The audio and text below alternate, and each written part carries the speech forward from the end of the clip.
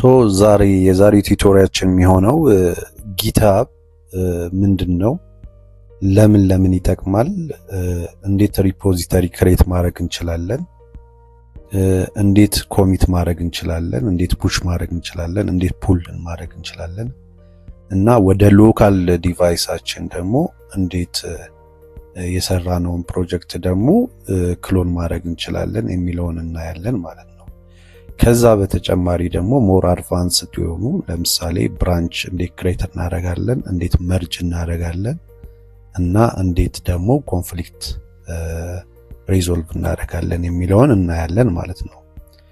ስለዚህ ወደ መጀመሪያው ቶፒካችን ስንገባ ጊትሃብ ምንድነው የሚለው ነው። ስለዚህ ጊትሃብ ማለት በዓለም ዙሪያ ያሉ ሶፍትዌር አልሚዎች ወይም ደግሞ ዲቨሎፐሮች ኮዳቸውን የሚያስቀምጡበት የሚያጋሩበትና በጋራ የሚሰሩበት ትልቅ የድረገጽ መድረክ ነው።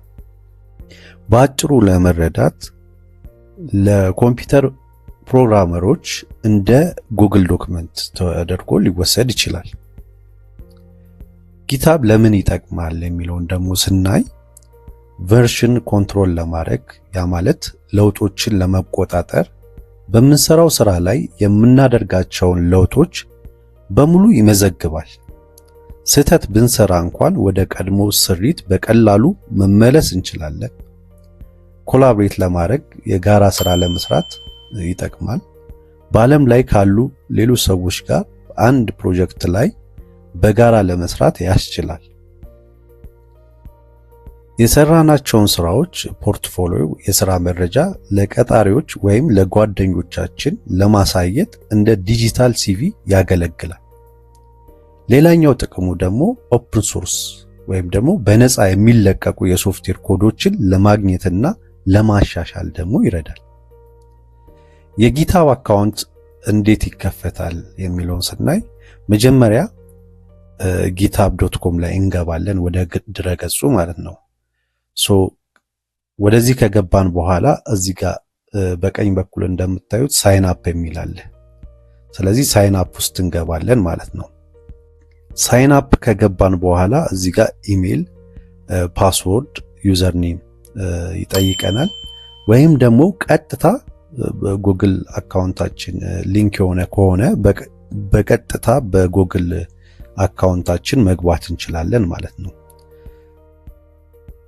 ኢሜላችንን እዚህ ጋር እናስገባና ጠንከር ያለ ፓስወርድ ደግሞ ማስገባት ይኖርብናል። ከዛ ዩዘር ኔማችንን እናስገባለን። ከዛ ሰው መሆናችንን ለማረጋገጥ ካፕቻ ይመጣል። ኢሜላችን ላይ 8 አሃዝ ያለው ኮድ ይላክልናል። ያንን ኮድ በጊትሃብ ገጹ ላይ አስገብተን በቀላሉ የጊትሃብ አካውንት መክፈት እንችላለን። ወይም ደግሞ ኢሜላችን ሊንክ የሆነ ከሆነ ደግሞ እዚህ ጋር ኮንቲኒው ዊዝ ጉግል የሚል አለ። ወይ ደግሞ አፕል አካውንት ካለን በአፕል አካውንትም መግባት እንችላለን።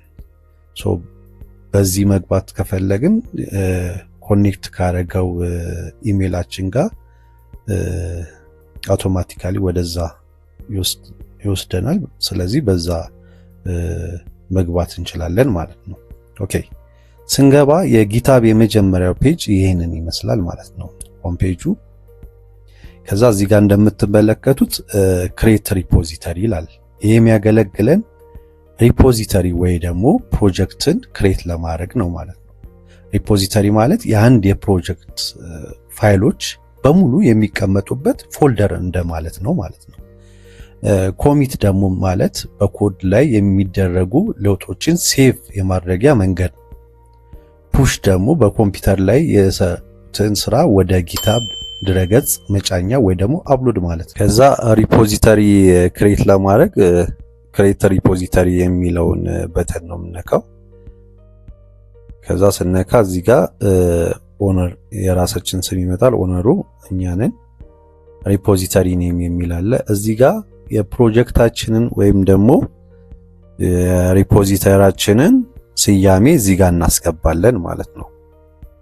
ለምሳሌ ስያሜው ጄሲ ፈርስት ዴይ እንበለው፣ ጄሲ ፈርስት ዴይ።